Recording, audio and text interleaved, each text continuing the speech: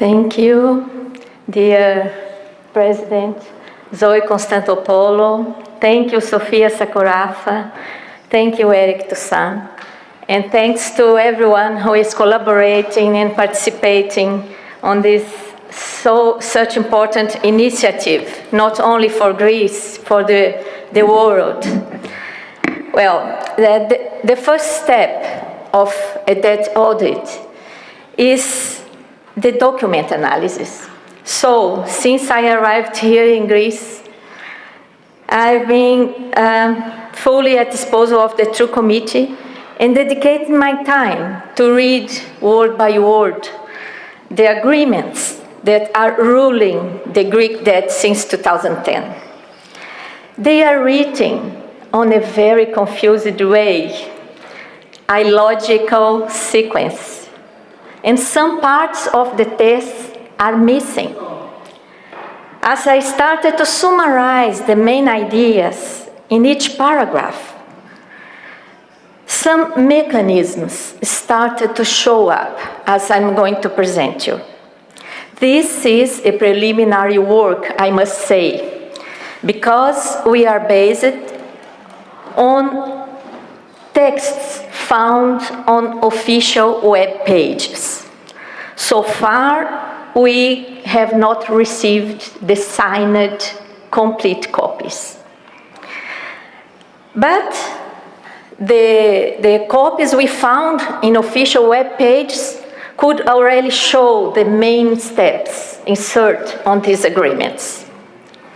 Everyone knows, since 2010, the banks were the ones who got bailout, not Greece. The analysis of the mechanisms show how this was done. The revelation of the mechanisms show how the majority, almost all borrowed funds went straight to the banks, transferred to financial institutions instead of Greece. The mechanisms use complex tools and manners to hide and obscure the real functioning and the real purpose of the agreements. In these 15 minutes I have, I will be able to give you only an idea of such mechanisms, but they are better summarized in our report. And I also will give you, Eric, Sophia, and President Zoe, a complete copy of all work I've been developing to figure out those mechanisms. I really hope this work will be useful for this parliament and for Greek government, especially in this time, to face the illegal and illegitimate system that is submitting Greece. No other country in the world has a better condition and a better chance to do it right now. And if Greece faces the system, Greece will enforce its role and its symbol for ethic values, right, and democracy, references that are so significant for humankind. Well, the first mechanism, the first aspect I must highlight is that the set of agreements we studied were not a Greek initiative. Those agreements were organized by the Troika, the European Commission, the ECB, and the IMF. They didn't benefit Greece, but they provided the tools for the generation of a great amount of debts toward bilateral creditors, towards EFSF, besides the creation of other liabilities and obligations, and abusive costs. All costs are borne to Greece. They deepened the debt crisis.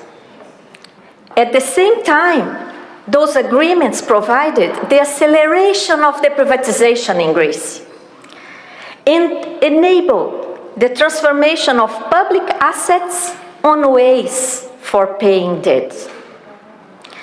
All these agreements analyzed were attached to the memorandums that so destructively affected Greeks' economy and people's life. The first mechanism I'll present is under the so-called bilateral agreement. The mechanism inserted on the bilateral agreement was hidden. It was hidden on an annex where we found another agreement. So inside an annex, there was another new agreement. This new agreement allowed the transformation of a bondholder in a new party on the agreement. A bondholder could receive the funds lent by the bilateral creditors, the 14 European countries and the German bank, the KfW. Because we must notice that Germany is not a party on the loan agreement. The bank, KfW, is a party on behalf of Germany. So, by applying these mechanisms, the money borrowed by bilateral creditors didn't come to Greece. How could this happen? The mechanism used an account opened in the ECB for processing payments related to the agreement. At the recalculation date would coincide the maturity of debt securities held mainly by private banks and the disbursement of the loan by the countries. Before what they call balancing date, all amounts deposited in such account in ECB would go straight to the new parties on the agreement, the bondholders. This is very hidden in the copy we could find of this bilateral agreement. By applying such mechanism, the 2010 agreement generated bilateral debts by creating this mechanism that provided the transformation of the bonds in hands of the banks into bilateral loans. The revelation of this mechanism puts down the discourse that taxpayers from those countries are financing Greece. They are not. In reality, they financed the private banks that held the far below value existing debt securities. Greek statistics prove there has been a total transformation on the ownership of public debt from securities in 2010, around 200 billion euros, to loans in 2014, around 227 billion euros. Another set of agreements came to Greece in 2012 under the Master Facility Agreement that complement many agreements and many mechanisms. The creditor in those 2012 agreements is the EFSF, already presented, the European Financial Stability Facility. It's a private company, a Société Anonyme, based in Luxembourg, created in 2010 to guarantee financial stability in Europe. But in reality, EFSF is functioning as a special vehicle that uses funding instruments, papers, guaranteed by the European countries.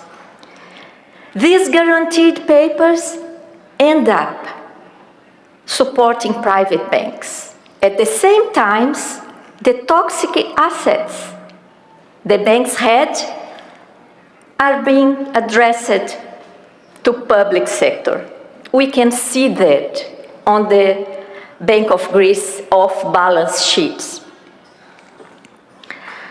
The creation of EFSF was an imposition of IMF, which gave to EFSF a support of 250 billion euros. This would be illegal, but IMF chose exchange its own statute to allow this. The EFSF could delegate the management of all funding activities. The board of directors could delegate their functions. The member states could delegate the decision-making related to the guarantors to the Eurogroup working group. At that time, such working group didn't even have a full-time president. In fact, the German Debt Management Agency is providing support to EFSF. This information is in the website of EFSF. Although EFSF is the major Greek creditor in all mechanisms we could disclose, EFSF didn't send money to Greece, but funding instruments, papers. The first mechanism I'll present has been applied on the program Recapitalization of Financial Institutions. This mechanism utilizes the Hellenic Fund Stability Facility, HFSF. It's a totally, purely private fund created by imposition of IMF in 2010. And to guarantee support to private banks in Greece. We must not confound EFSF, the Luxembourg company, with the HFSF, the Hellenic Fund, okay? The mechanism shows how the EFSF loan benefit the banks. It starts with EFSF issuing funding instruments, negotiated, for example, in the Luxembourg bourse, as we could prove. EFSF disburses the loan by delivering those financial instruments to the Hellenic Private Fund through the Bank of Greece. Greek private banks issue a paper with no guarantee, using the name of Greek bank instruments. And the Hellenic Private Fund buys those papers, using the funding instruments that had been received from EFSF. The operation benefits only exclusively the Greek private banks, while an obligation to Greece reflected on a new loan with EFSF is generated. Besides, other obligations are created because the private Hellenic Fund issues securities, and the Bank of Greece will pay interest and fees and everything in favor of EFSF. Observe that the instruments issued by EFSF, the funding instruments guaranteed by the European countries, ended up on the private banks when the Hellenic Fund used them to buy the Greek banking instruments. And these Greek banking instruments without guarantee came to Greece. Greece doesn't get any benefit, but a great loss. At least 48.2 billion euros has been received by the Hellenic Private Fund.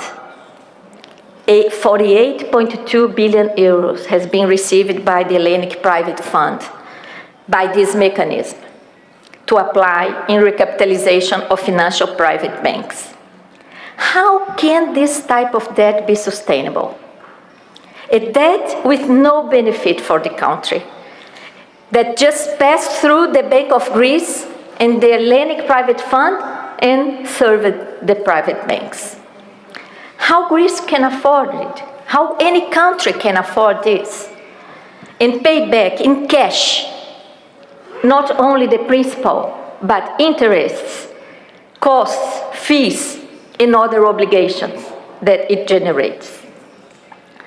Another mechanism is applied on the program, the PSI.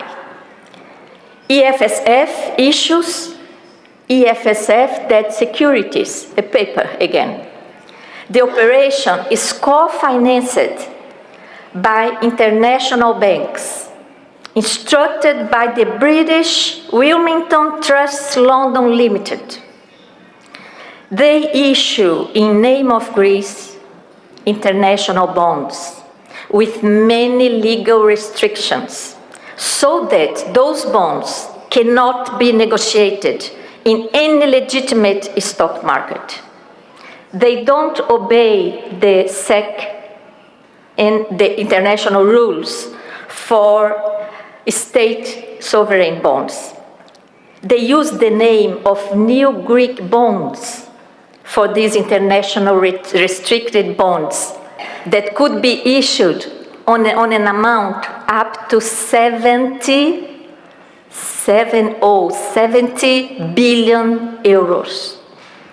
These instruments, the EFS instruments and the international bonds, are utilized together to exchange existing debt securities obligations under the PSI program, generating financial damage not only to Greece, but generating a new debt towards EFSF. It's important to highlight that at the same time some small creditors suffered the haircut, as Leonidas Vatikiotis just told us. The PSI represented a great profit for international investors. Another mechanism is about the buyback of those international restricted bonds. The buyback program was about these international Greek restricted bonds. Greece bought those bonds back, generating more debts towards EFSF. And this buyback operation has the participation of the ECB. So more obligations towards ECB are generated in this mechanism. Through this mechanism, that also took an expanding automatic course, because the agreements introduced the rollover, the refinancing, the renewing, the recycling of previous operations. Which interests this mechanism serve? Again, only the private sector. As I told, the agreements also accelerated the privatization process. We know the ownership of strategic assets and profitable public enterprises has always been the prime objective of the elite private sector. Such objective has been satisfied by the debt system, which functions not only as the justification to oblige the selling out of state properties to pay debts, but those 2012 agreements authorized private special companies or funds to issue securitization notes, a paper. In this paper, the securitization notes are being used not only to accelerate the privatization process here, but also to pay debt to EFSF. This way, the debt towards EFSF generated through these illegitimate mechanisms is being paid with public Greek assets. By utilizing another structure created under the memorandum determination, the Hellenic Republic Asset Development Fund, HARAD. This one has no transparency in its website. But we could find out the securitization notes are structured over shares in state-owned companies, land and buildings, natural gas storage rights, economic rights, voting rights, or other assets or rights which would be privatized. So, at the end, the securitization notes accelerated the privatization process, and Greece state assets are transformed into a payment method to EFSF. After analyzing those mechanisms and certain the agreements, what Greece really owns? This is the question. What Greece really owns? Greece didn't benefit from those agreements. They served private sector. They generated a current outstanding debt of 183 billion euros towards bilateral creditors and EFSF. Besides, they created other liabilities, abusive costs, and accelerated the privatization process. They submit Greece to abusive clauses, governance under English law, English court, where Greek constitution has no value, is not considered. They represent humiliation and lack of sovereignty, a tremendous damage to Greece and the population due to the immeasurable cost submitting the country that represents so much for humanity. Greece has counted on a private advisor for such disastrous negotiations. The agreements mandate Greece to have a legal private advisor. It was the Cleary, Gottlieb, Steen, and Hamilton. This firm is very known in Latin America for its advice on the transformation of odious and lapsed external debt into new bonds under the Brady Plan. This Brady Plan represented a disaster for many Latin American countries, as have been proven during the official audit debt in Ecuador and the parliamentarian investigation we had in Brazil. These preliminary findings demonstrate the importance of further investigations and audit procedures over these mechanisms. We must denounce this debt system. We've had enough of exploitation from national and international financial sector, submitting our countries and our peoples. It's time for the truth to prevail. The time to put human rights, democracy, and ethic values over all lower interests. And this task is a Greek task. I offer this work for you. Thank you.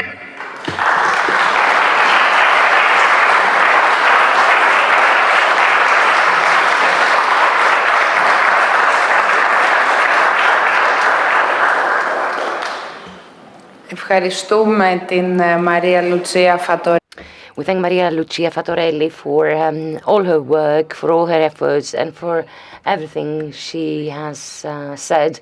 And I would like to particularly thank her for the way in which she spoke about Greece the other day during the hearing of the former representative to the IMF, Mr. Roumeliotis, when she, in the most illustrative manner, decoded what it means as a symbol and symbolism, what Greece means as a symbol and symbolism, its identification with the democracy, the reference to democracy, reference to value of democracy, and the symbolism of killing democracy.